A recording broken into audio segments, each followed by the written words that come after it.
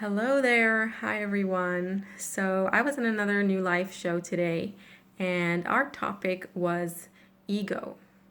And ego is such an important topic. It's so fundamental to our lives, to who we are, to what happens in our world, to our relationships, to our happiness. It's everything.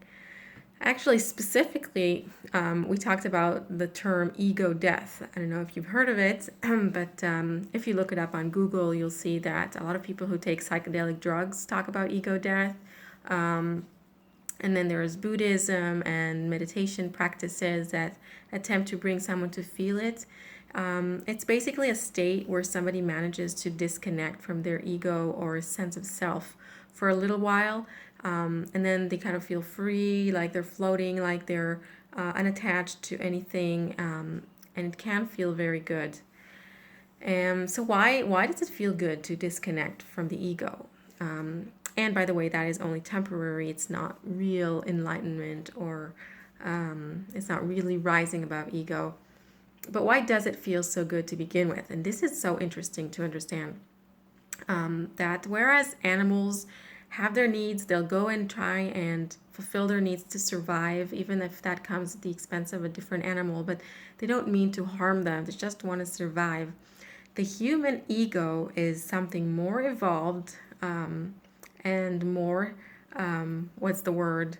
It's darker. It's more. It's an evil inclination. It's got this name, sinister. That was it. It's more sinister in the sense that the human ego is a desire to be in control. It's a desire to be above everybody else. It's what drives us to compare all the time and to suffer when somebody else gets it better than you do, and to not be able to really rejoice for somebody else's success and happiness. It's this thing that is part of the human nature that causes all the separation and suffering and anxiety in the world. And so this ego, it comes at different levels, obviously, and different people have different levels of development of the ego.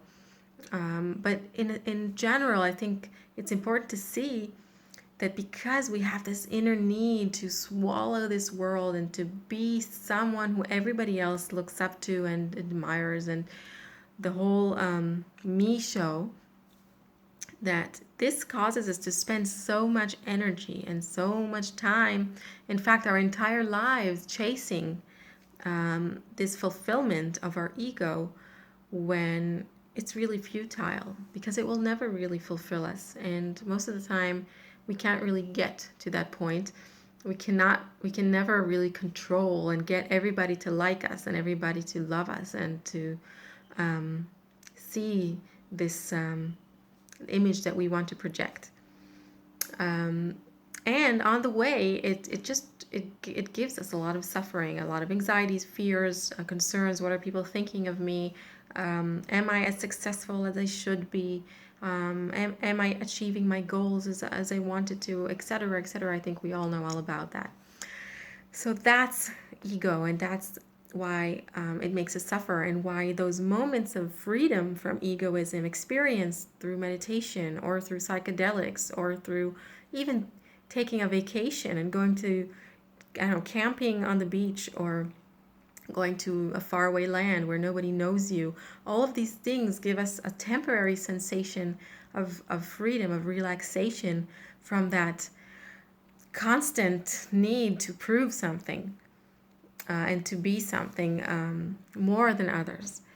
So, so here's where it gets interesting, that these temporary fixes are temporary and therefore not the solution. They're actually pulling us away from our development, because nature gives us our tendencies and our nature for a reason. And nature gave us this ego, it gave us this internal drive for a reason. And the reason was not to make us suffer, but for us to be able to go beyond it, to use our egoism to drive us to find a solution which is in a higher level of consciousness, a higher level of evolution. It's it's getting us to feel that it's a kind of prison where we don't want to stay. And the solution to that is to want to rise above it. And rising above our ego means to leave our separate sense of self and begin to connect to other people. The wisdom of Kabbalah teaches it, teaches how to do it. It gives you tools to begin to practice it within a group, with friends, inside your partnership, in your relationship with your kids, to begin to open up your senses to other people and their needs, and to be able to gradually feel that above your own needs and your own sense of self. And gradually that does open up a new world for you, because within our ego we only experience this world that we see, the material world. But as soon as you begin to exit the ego and to really feel others and love others, you can begin to sense a higher level of consciousness and perception of reality. This is where things go kind of matrix on you, and a new reality opens up, and where the wisdom of Kabbalah takes you down the rabbit hole into a really amazing new possibility, new world, new reality. And it gets pretty amazing. But I think the most important thing is to realize that within this race that we're on, the egoistic race, we're not really happy. And to begin to move in the right direction is to see the ego and how it pushes us and how it makes us miserable, and to want to connect and to want to step out of it and see other people as part of us. So I hope that was interesting for you, just sharing a little bit of what we talked about today.